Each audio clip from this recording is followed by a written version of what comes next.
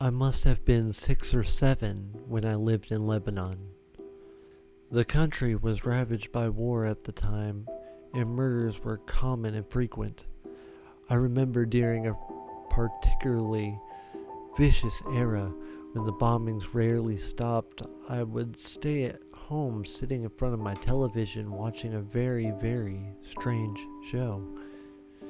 It was a kids' show that lasted about 30 minutes and contained strange and sinister images. To this day, I believe it was a thinly veiled attempt on the part of the media to use scare tactics to keep kids in place, because the moral of every episode revolved around very uptight ideologies. Stuff like, bad kids stay up late, bad kids have their hands under the covers when they sleep, and bad kids steal food from the fridge at night. It was very weird, and in Arabic to top it off. I didn't understand much of it, but for the most part, the images were very graphic and comprehensive. The thing that stuck with me the most, however, was the closing scene.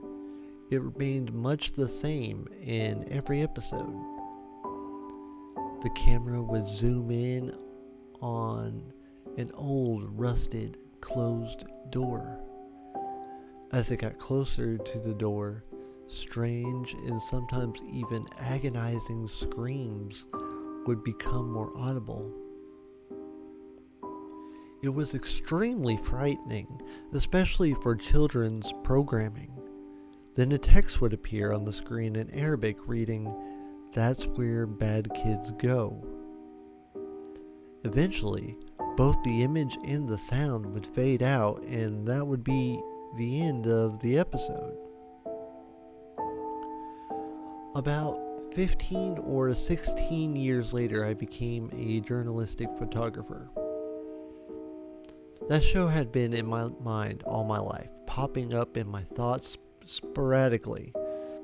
Eventually, I'd had enough and decided to do some research. I finally managed to uncover the location of the studio where much of that channel's programming had been recorded. Upon further research and eventually traveling on site, I found out it was now desolate and had been abandoned after the big war ended. I entered the building with my camera. It was burnt out from the inside.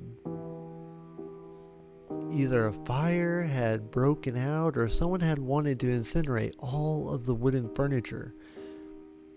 After a few hours of cautiously making my way into the studio and snapping pictures, I found an isolated, out-of-the-way room. After having to break through a few old locks and managing to break the heavy door open, I remained frozen in the doorway for several long minutes. Traces of blood, feces, and tiny bone fragments lay scattered across the floor. It was a small room and an extremely morbid scene.